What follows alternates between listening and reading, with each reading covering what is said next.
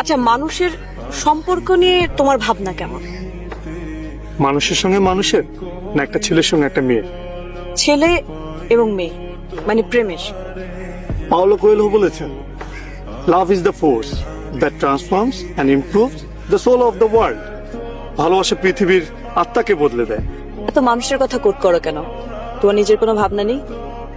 ভালোবাসার সব কথা মানুষ আগেই বলে ফেলছে, আমার নতুন করে আর বলার কিছু নেই। তাই এই কাজটাই তোমাকে দিব বলে ভাবলাম। কি কাজ? দেখো, মানুষ মানুষ কখনোই মানুষকে ভালোবাসতে পারবে না, কারণ মানুষ কেবলমাত্র তার নিজেকে ভালোবাসে। তাহলে প্রেম ভালোবাসা কি মিথ্যে? আসলে it's an art for living. মানুষ কখনোই প্রেমে পড়ে না, প্রেমের ধারণাটাকে ভালোবাসে। সেজন্যই তো প্রেম নিয়ে এত গান, এত কবিতা। সাদামাটা লৌকিক প্রেম আমাকে টানে না। প্রেম হবে ছবির মতো, কবিতার মতো অলৌকিক। পেতে ইচ্ছে করবে, কিন্তু ছুঁয়ে দেখা যাবে। তোমার কথা বোঝার ক্ষমতা আমার নেই। তুমি সবসময় বলো না, একটা গান শোনাই পেন্টার, আপনি খুব সুন্দর। কথাগুলো খুব সাধারণ, কিন্তু আমার ভালো লাগে। তোমার প্রকাশভঙ্গির কারণেই ভালো লাগে।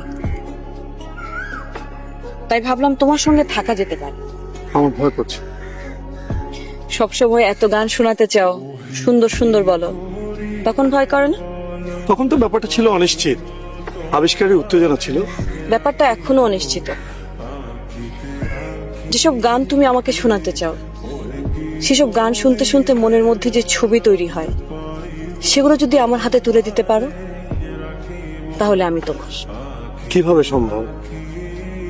সম্ভব।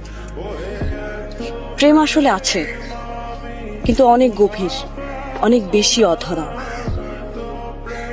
তুমি যেটাকে প্রেম মনে করো, সেটা সহজে পেয়ে যাওয়া বসবাসের চুক্তি ছাড়া আর কিচ্ছু না।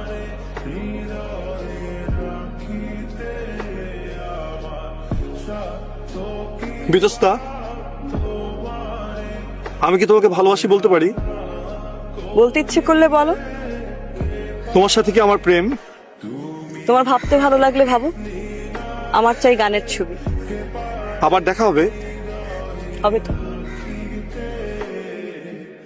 মাঝে মাঝে তব দেখা পায়।